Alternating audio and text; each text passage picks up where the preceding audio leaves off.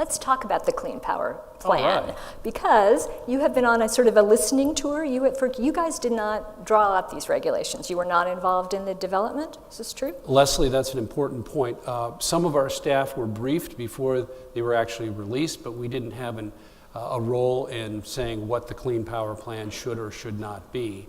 And so, yet, because it has such wide ramifications for the entire economy, both gas, but particularly electricity, we have to be concerned about the reliability implications of the Clean Power Plan.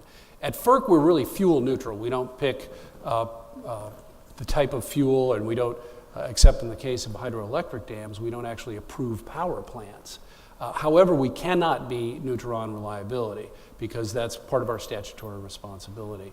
So we've had a listening tour where we've had three or four. Just to say, reliability means blackouts, basically. It does. It's a little broader than that. But yes, assuring the best we can that at the bulk power system level, where we have jurisdiction, as opposed to the distribution level where our colleagues at the state level have jurisdiction, we want to do everything we can to avoid a massive blackout like we had, particularly in 2003. Well, you've been warning about potential blackout problems because of the mercury rules. Did that materialize?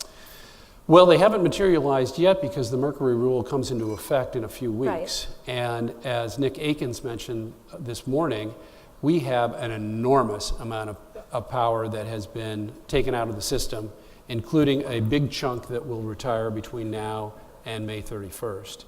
And of course, we peak in most parts of the country in terms of electricity consumption in the summertime when it's hot.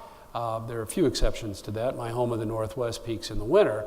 But that's where we'll be particularly concerned this summer, the summer of 2015, in the PJM area of 13 states and DC.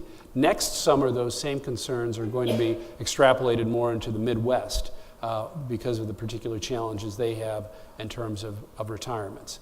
But the winters are challenges too because there are more pulls on the gas system in terms of home heating from gas. Are you advocating for some kind of safety valve?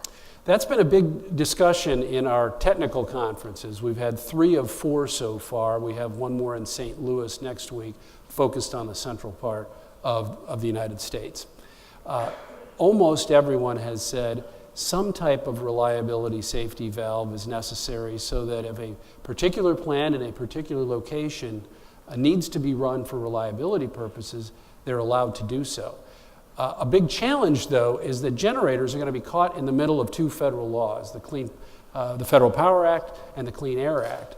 And we've had a couple of cases that I'm afraid could be replicated without a change in the law, where the government essentially says, you need to keep that power plant on for reliability purposes, but then by doing so, they violate the Clean Air Act, and they're open to litigation, civil litigation, and in a couple of those cases, entities that did the right thing, turned the power plants on to maintain reliability, then lost in court and had to pay significant sums, again, for violating the law. It's not fair for entities to be put in that position of which law to violate, and I know there's talk in Congress about trying to reconcile that. That's part of the safety valve discussion.